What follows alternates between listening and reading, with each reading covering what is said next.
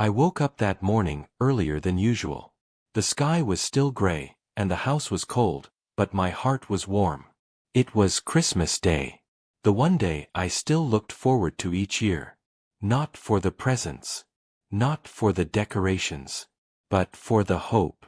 The hope that this year, my son would remember. I had ironed my holiday sweater the night before. Set the table with the good plates. Even made the cranberry orange muffins Jason used to love when he was a boy. The candles were lit. The tree glowed softly in the corner of my little living room. I'd even placed a small gift for him under the tree, though I knew he probably wouldn't open it. Still, I waited. Every few minutes, I checked my phone. No calls. No messages. I opened my Facebook, hoping maybe he'd posted something, anything. But there was nothing. The kettle began to whistle. I poured myself a cup of tea and sat near the window, looking out at the empty street. A light snow had started to fall. I remembered how, when Jason was little, he'd rush down the stairs before sunrise, barefoot, giggling with excitement. I used to hide tiny toys in his stocking. Sometimes just dollar store nonsense, but to him, it was magic. He's 38 now. And magic, it seems, no longer matters. At 10 a.m., I sent him a quick, "Merry Christmas, sweetheart," text. It stayed unread. By noon, the food was cold. I hadn't even touched it. I just kept glancing at the clock, thinking, maybe they're running late. Maybe they're on their way. But deep down, I knew. I knew it was happening again. Just like last year. And the year before. Except this time, it felt different. Because this time, I had planned something. Something big. Something unforgettable. A $20,000 surprise cruise. 2 weeks through the Caribbean. First-class cabins, private tours, gourmet dinners. For Jason, his wife Heather, their 2 kids, and of course, me. I had saved every dollar from my pension, sold a few family heirlooms, even canceled my trip to visit my sister in Oregon. All because he had said, last December, "Next year, Mom. Next Christmas will be special." And I believed him. I believed, like a fool. I remember the day I booked the cruise. It was in March, a chilly, wet Tuesday. I was sitting in the public library because my old laptop couldn't handle booking something so complex. The travel agent on the other end of the line asked if I was sure. I said, "Yes, absolutely sure." I even laughed. "Let's make it a Christmas they'll never forget." She said, "You're a very generous mother." And I felt proud. Because I was. I booked a private family suite, with connecting rooms, ocean views, and access to the luxury spa deck. They would have had a butler. A personal chef. Room service. Kids' adventures. Even Heather, who never smiled at anything I did, would have loved it. But it wasn't just about the glamour. It was about reconnecting. Bringing my family together, if only for 2 weeks. I imagined us watching the sunset together. Me teaching Sophie how to play chess on the upper deck. Watching little Mason build sandcastles in St. Thomas. Sitting at dinner with Jason, finally talking, not just texting. I had everything printed. The tickets. The itinerary. The custom welcome package that included matching cruise shirts with their names embroidered. Even a surprise treasure hunt game for the kids on board. I kept it all in a red envelope, tucked inside a silver gift box, hidden in my bedroom closet. I planned to give it to Jason at the end of Christmas dinner, right after dessert, pecan pie, his favorite. I even practiced the speech in front of the mirror. But there was no dinner. No Jason. No dessert. No pie. Just the sound of the clock ticking. By 5 p.m., the snow had stopped. I was still sitting by the window, tea now cold in my hand, staring at the darkening sky. I checked my phone again. Still no message. I opened Facebook once more. And that's when I saw it. A photo. Jason, Heather, the kids, all smiling in front of a massive Christmas tree. Her caption, "Best Christmas ever with family red heart." But it wasn't our tree. It wasn't my house. They were at Heather's parents' home, 2 states away. Laughing, unwrapping gifts, drinking wine. I blinked twice, trying to process it. Had he even thought to tell me? Did he forget me completely? Or worse, did he remember and simply not care? I stared at the screen for a long time. I didn't cry. I wanted to, but I didn't. Instead, I got up slowly, walked to the closet, and took out the silver gift box. The one that held all the tickets, the reservations, the hours and hours of my life that I had poured into making this one gesture. I sat at the dining table, placed the box in front of me, and opened the envelope. I looked at the first line. Welcome aboard the Grand Pearl Holiday Cruise, December 26th to January 9th. My hand trembled. I picked up the phone. And I dialed the number for the travel agency. Good evening, this is Marla speaking. How can I assist you? I breathed in deeply. Hi, Marla. This is Margaret Ellis. I need to cancel a booking. There was a pause. Oh, the holiday cruise? Yes. Another pause. I'm sorry to hear that. May I ask why? I smiled faintly. Plans changed. I didn't sleep that night. Not because I was heartbroken, that had already happened. But because something inside me had shifted. Quietly.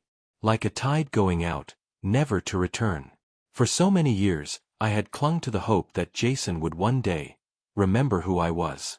Not just as the woman who raised him, but as the person who sacrificed so much so he could have a better life. But now, on this cold and silent Christmas night, I realized something. He didn't forget. He chose not to remember. I stood in the kitchen around midnight, pouring myself a small glass of the good red wine I'd saved for the family toast. I raised it to no one and whispered, "To clarity."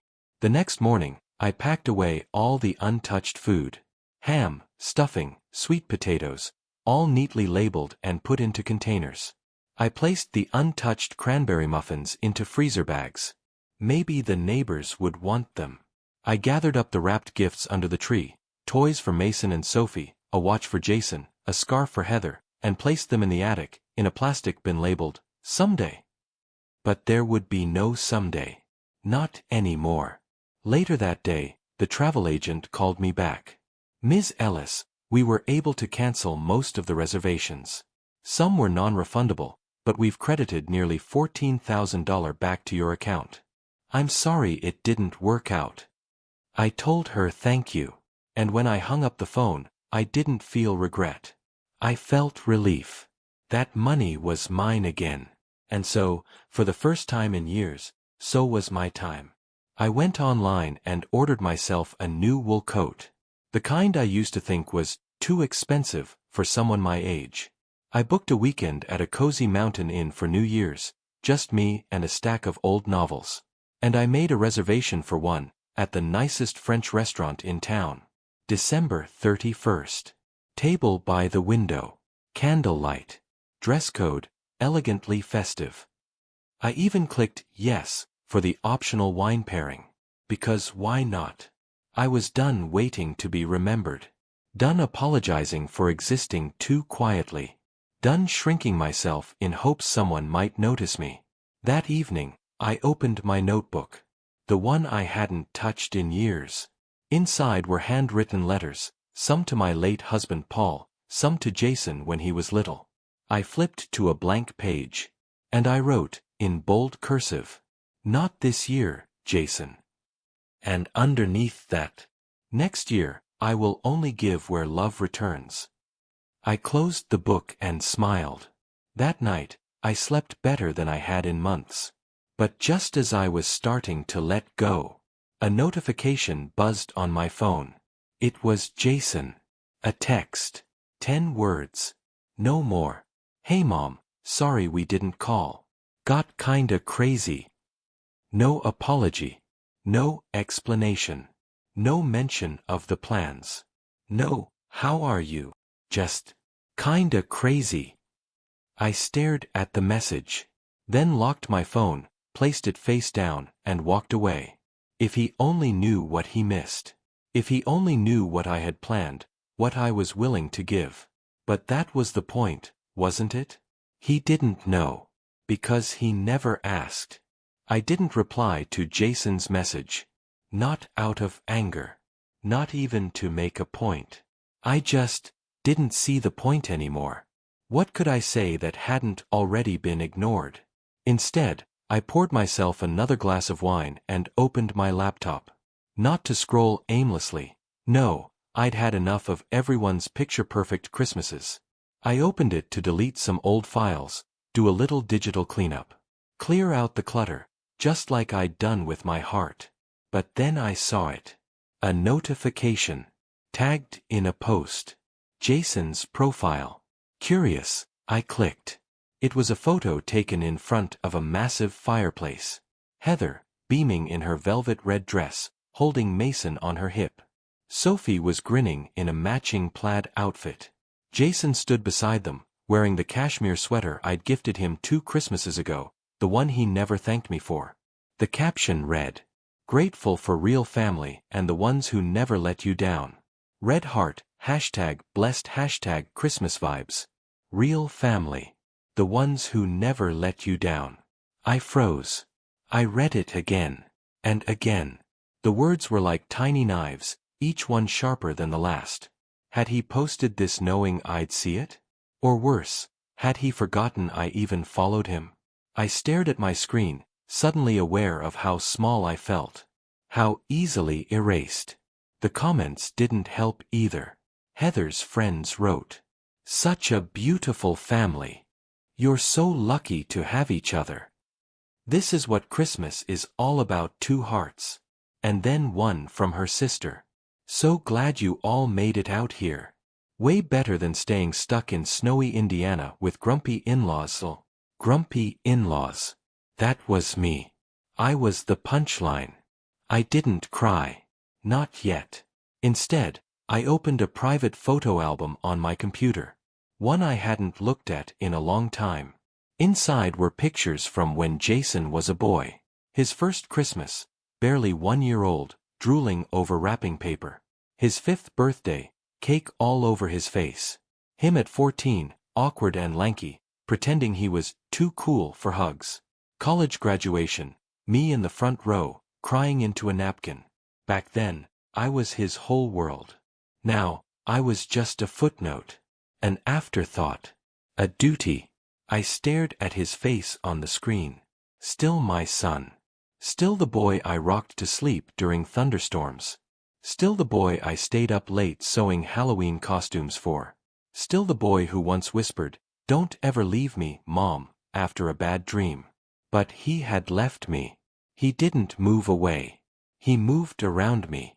Past me. I was now a detour in his life, not a destination. And then it happened. Something cracked inside me. Not a breakdown. Not a scream. Not some dramatic sobbing. No. It was the sound of a woman letting go of the rope she'd been clinging to with bleeding hands. Quiet. Final. Freeing. I closed the photo album. Shut the laptop. And I said it aloud, the words I'd been too scared to speak for years. He doesn't deserve what I was about to give. And suddenly, it all made sense. The cruise. The gifts. The effort. The pain. I had been begging for scraps. Begging for love from someone who only saw me as a seasonal obligation. Not anymore. Not this year. Not ever again. The next morning, I made a pot of fresh coffee. Not instant. Not rushed. The kind I used to make before Jason was born, when mornings still felt like mine. I sat at the table in my robe, steam curling from the cup, and stared out the window at the snow-covered yard. It was beautiful, really. Silent. Still. Untouched. I took out a notebook and flipped past the pages I'd written the night before. There, in bold cursive. Not this year, Jason. Below it, still fresh. Next year, I will only give where love returns. Those words weren't just for show. They were a promise. A plan. And this time, The plan wouldn't involve begging for attention or waiting to be included. It would be built on one simple question.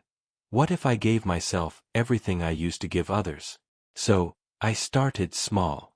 I went to the closet and pulled out the red cruise box. The one filled with all the tickets, plans, custom shirts, surprise envelopes for the grandkids. I removed the contents, laid them out across the kitchen table like a funeral spread. I took a photo of it all, not for Jason, but for me. A reminder of what could have been, and what won't be. Then I slid everything into a box marked shredding, sealed it shut, and carried it to the garage. Step 1, done. Later that day, I called the spa down the street. Not for a gift card, not for someone else. For me. Hi, I'd like to book a full treatment package. Facial, massage, the whole thing. I don't care how long it takes. The woman on the phone laughed gently. Treating yourself? I paused, then smiled. Exactly. Then I made a reservation at Le Petit Jardin, the French bistro I used to walk past every Sunday after church but never dared enter. Too fancy. Too expensive. Too much for someone like me. But not anymore. New Year's Eve, 7 p.m. Table for one. And I checked the box that said, "Would you like a complimentary glass of champagne?" Yes. Yes, I would. Later that week, I started browsing online for a winter getaway. Not a cruise. Not a family thing. Just somewhere warm, quiet, and full of books. I found a charming inn in Vermont that offered solo wellness retreats. Fireplaces in every room. Homemade breakfasts. Silent libraries with huge windows overlooking snow-covered pines. Perfect. I booked 3 nights. No hesitation. I didn't even flinch at the price. And when I received the confirmation email, I felt something I hadn't felt in years. Not hope, not excitement. Power. Not the loud kind. Not the showy kind. The quiet kind. The kind that grows in the heart of a woman who finally realizes her love is worth protecting. That evening, I received a voicemail. Jason. Hey Mom, we were thinking of dropping by on the 30th. Maybe grab a quick dinner if you're around. Kids got some new stuff they want to show you. Let me know. There was a time I would have dropped everything for a message like that. Cleaned the house top to bottom. Cooked all day. Set the table like a holiday again. But now, I simply smiled. I called him back and left a short message. Hi, Jason. I won't be home on the 30th. I've got plans. That was it. No apology. No explanation. Just the truth. Because plans are for those who matter. New Year's Eve came quietly. The world outside buzzed with glitter and noise, but inside my house, all was calm. There was no frantic cleaning, no piles of wrapping paper, no panicked calls about what time the kids would arrive. There was just me, and for the first time in a long time, that felt like enough. At 6 o'clock, I stood in front of the mirror. I wore the navy blue dress I'd bought online, soft velvet, with a neckline just low enough to feel a little dangerous. A silver brooch that once belonged to my grandmother pinned near my collarbone. Hair freshly done. Subtle makeup. Lipstick the color of mulled wine. For once, I wasn't dressing to impress anyone. I was dressing because I wanted to see myself as I used to be, radiant, confident, whole. I stepped outside and felt the crisp winter air kiss my cheeks. The streets were glowing with string lights, couples walking hand in hand. But I didn't envy them. I didn't want their version of happiness. I had mine, waiting for me, at a table for one. The maitre d' at Le Petit Jardin greeted me like I was royalty.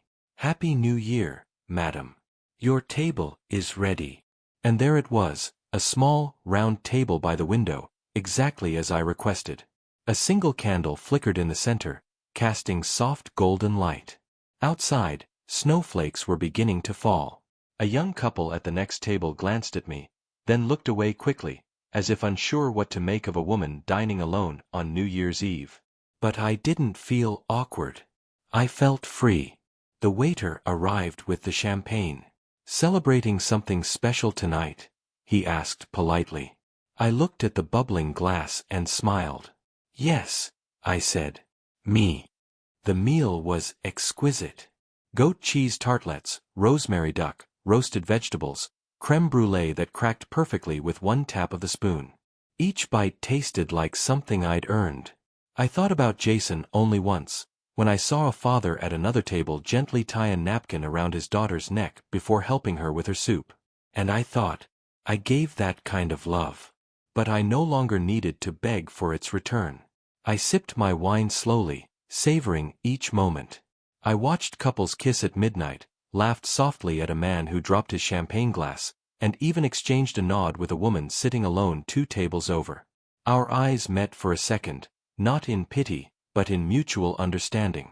Like a secret handshake between women who finally reclaimed their lives. When the check arrived, I paid it without hesitation. I even left a generous tip. And when I stepped out into the night, the snow had thickened. Everything sparkled. I walked home slowly, heels clicking on the frozen sidewalk, my heart full, not of memories, but of possibility. Back at home, I changed into my robe, removed my makeup, and poured myself a final glass of wine. The fireplace glowed low, and I curled up under a soft blanket. I opened my journal and wrote, December 31st. Tonight, I chose myself. And it was the best date I've ever had. Then I closed the book, smiled into the silence, and whispered, Happy New Year, Margaret. Not, Mom. Not, Mrs. Ellis. Not someone's +1. Just me. And that was more than enough. The new year unfolded slowly, like a soft snowfall, quiet, gentle, and unfamiliar.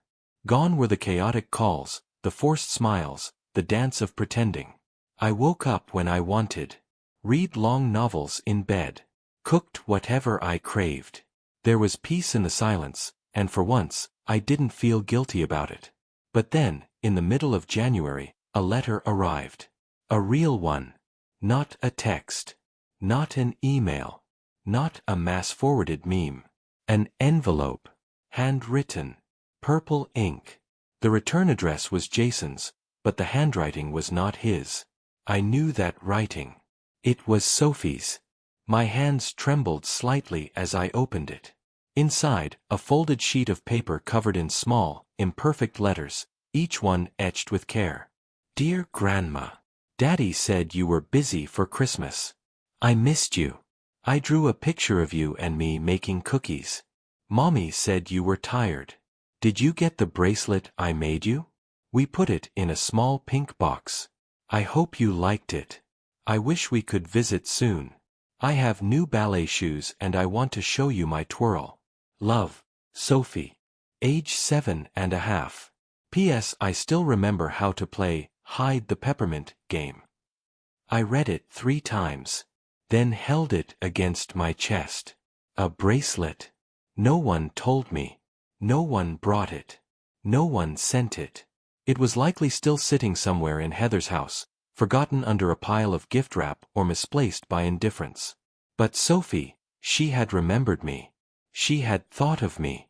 A flood of memories rushed in, me brushing her hair while she babbled about cartoons, her little fingers sneaking extra chocolate chips into the cookie dough, the way she called me Guama when she was 3 and refused to say the letter R. And for the first time since Christmas Day, I cried. But not from anger. Not from grief. From love. Pure, small, unexpected. There was still a part of my family that hadn't been hardened. Still a small flicker of light in all that distance. I got up, walked to the desk drawer, and pulled out my stationery. The good kind, thick, ivory paper with gold-lined envelopes.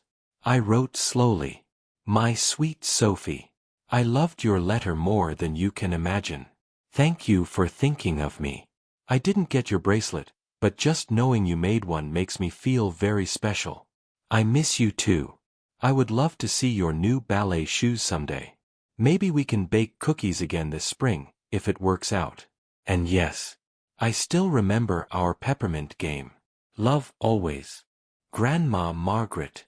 I sealed the envelope and placed a small peppermint inside, just one, wrapped in red and white foil. A quiet message. A secret between us. The next day, I mailed it.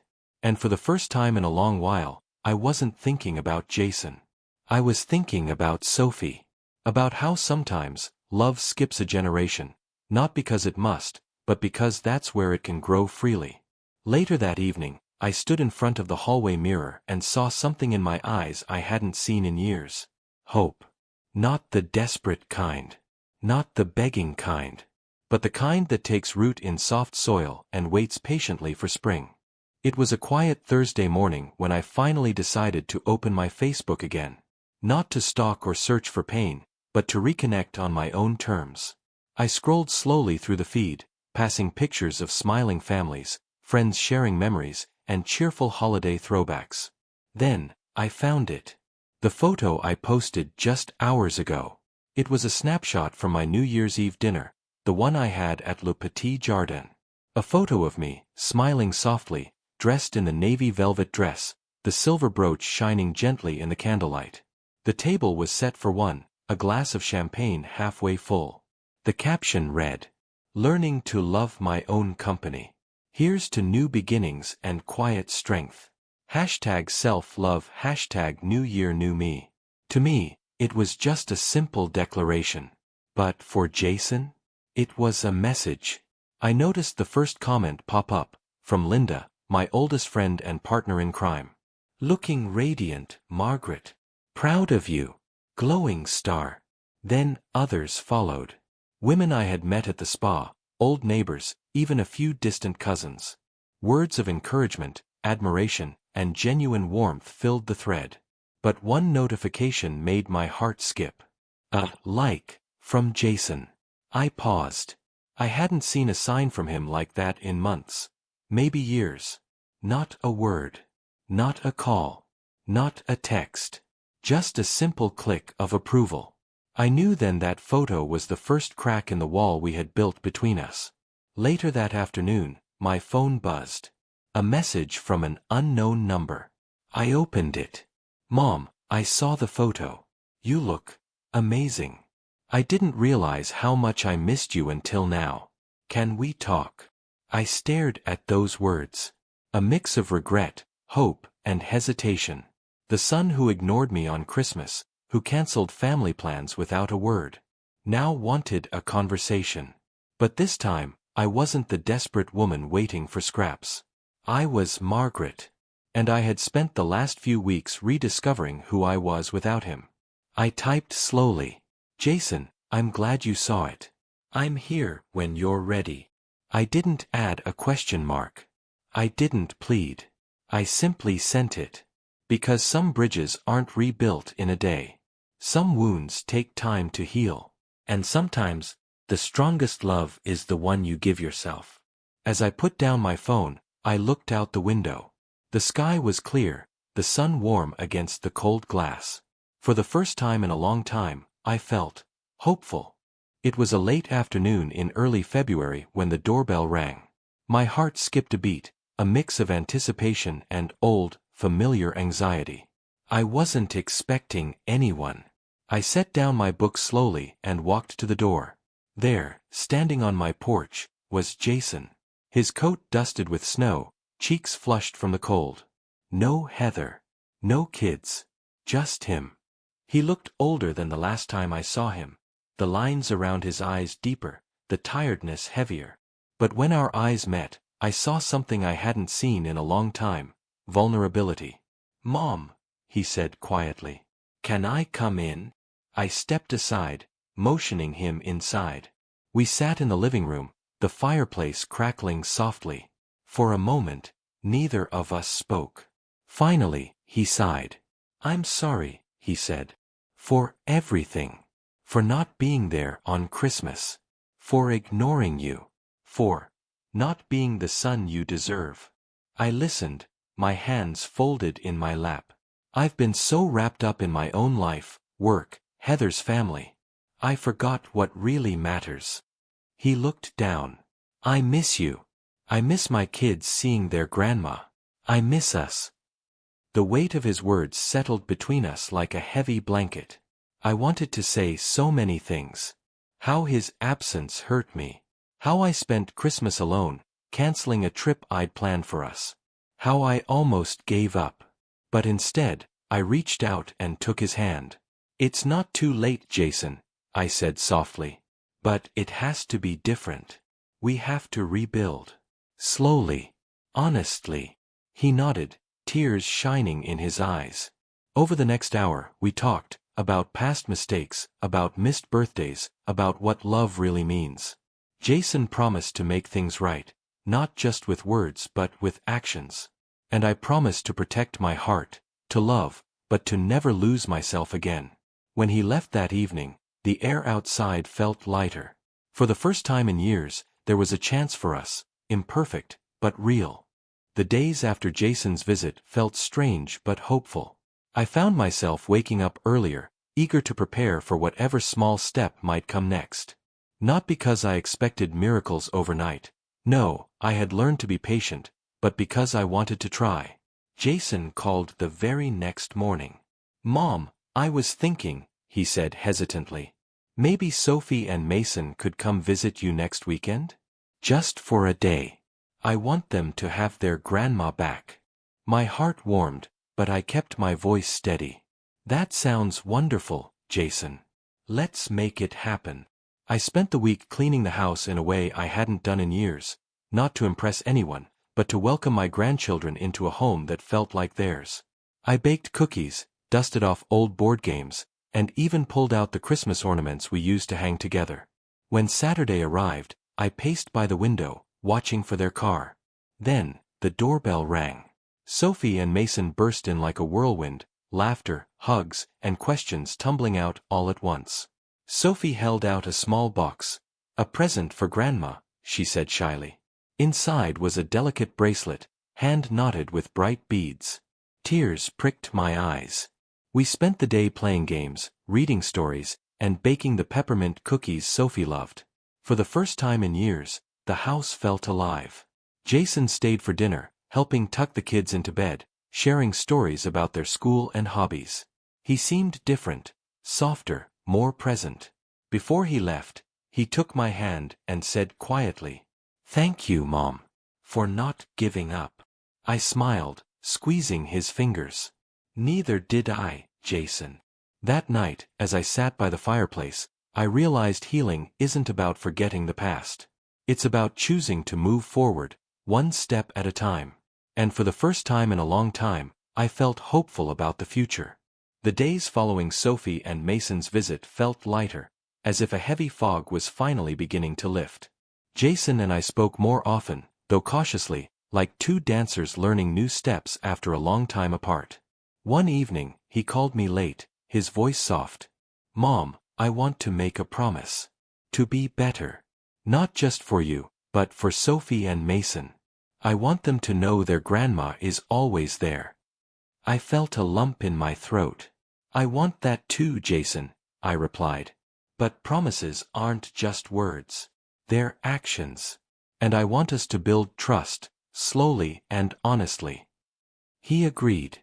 Over the next weeks, he showed up when he said he would. Called to check in, not only when it was convenient. And for the first time, invited me to family dinners. We were rebuilding something fragile, but real. One Sunday afternoon, Jason brought Sophie and Mason to the park. I watched as Sophie taught me her ballet twirl while Mason chased after squirrels. Jason sat nearby, smiling quietly. When I hugged him goodbye, he whispered, "Thank you for giving me another chance." I looked into his eyes and said, "Thank you for wanting one." The journey wasn't perfect. There were moments of doubt, silence, and pain. But with each step forward, the distance between us shortened. I learned that sometimes, love means standing your ground. And sometimes, it means opening your heart again. As I write this, I realize one thing. Family isn't always about perfection. It's about forgiveness, patience, and the courage to try again. And as long as we have that, there's hope. It was a chilly afternoon in late March when the unexpected happened. Jason called me out of the blue. His voice was lighter than I'd heard in months. "Mom, I have something for you. Can I drop by?" Curious, I agreed. Later that evening, the doorbell rang. When I opened the door, Jason stood there, holding a small, carefully wrapped box. Inside, I found a delicate photo album, handmade, with old family pictures glued to the pages and handwritten notes beside them. Page after page, it told a story of birthdays, holidays, school plays, and quiet moments we had shared. Memories I thought were lost. On the last page, a note in Jason's handwriting. For Mom, because family is never truly gone when we hold it in our hearts. I felt tears sting my eyes. It wasn't just a gift. It was a bridge, a promise to remember, to cherish, and to rebuild. We spent the evening going through the album, laughing and sometimes pausing in silence. That night, I realized healing isn't a straight line. It's a journey with unexpected gifts along the way. And sometimes, those gifts come when you least expect them. Days passed after Jason's visit, and I held the photo album close, a tangible reminder of what we once had and what we could still build. Yet, alongside the hope, there was a whisper of something else: the need for balance. For years, I had carried the weight of expectations, disappointment, and unspoken pain. It was exhausting. And slowly, I realized that love, real love, doesn't mean losing yourself. One evening, I sat by the window, watching the sun dip behind the trees, painting the sky with soft pinks and oranges. The moment was peaceful, but my mind wandered to the past, the years I gave so freely and the moments I felt invisible. I thought of the anger, the loneliness, the nights spent hoping for a call that never came. But I also thought of the strength it took to stand up for myself, to say no to being hurt again, and to say yes to the life I wanted. I wrote in my journal. Sometimes, the greatest act of love is knowing when to let go, not to give up, but to free yourself. I understood that forgiveness was a gift I gave myself, not just to Jason. And letting go of resentment didn't mean forgetting, it meant choosing peace. That night, I decided to take a walk through the neighborhood park, the cool breeze brushing against my face, clearing away the heaviness. I thought about the future, one where love wasn't conditional, where family was built on mutual respect and care. And in that moment, I felt a quiet strength settle within me, a strength I never knew I had but always carried. Because sometimes, healing isn't about holding on tighter. It's about opening your hands and trusting life to fill them with something better. Spring had just started to whisper through the air, and with it came a sense of renewal. The buds on the trees were swelling, promising blossoms yet to come, just like the changes unfolding in my own life. I decided it was time to step beyond the walls that had once felt like protection but had grown into confinement. I signed up for a pottery class at the community center, something I'd always wanted to try but never dared. That first evening, the scent of wet clay and the sound of spinning wheels filled the room. I was nervous at first, unsure if my hands could shape something beautiful, but as I worked, my fingers found rhythm, and the tension inside me began to melt. For the first time in years, I felt like I was creating something for myself. Not for anyone else. Jason called that week, and we talked about the pottery class. I told him about the bowl I made, imperfect but full of character. He smiled through the phone, proud, and asked if he could come see it sometime. I told him, of course. But more importantly, I realized I didn't need to wait for permission to live my life fully. I reconnected with old friends, started volunteering at the local library, and even took a weekend trip to visit a nearby botanical garden. Each step felt like a door opening, some small, some wide, inviting me to walk through. I wasn't just surviving anymore. I was thriving. And the best part? I was doing it on my own terms. Months passed, and life unfolded in unexpected ways. Jason remained part of my world, slowly but surely rebuilding the bond with me and the grandchildren. Our dinners became traditions, laughter returning to the table where silence once lived. But beyond blood, I discovered family in new forms, friends who became sisters, neighbors who became confidants. One sunny afternoon, as I prepared a picnic for a group of women for my pottery class, I felt a profound sense of belonging. We talked, shared stories, supported each other, a circle built on love, respect, and shared strength. I thought back to the lonely Christmas when I was left behind, the cancelled trip, the silence, the pain. And I realized that family isn't always who you expect. Sometimes, it's the people who show up, who stay, who choose you every day.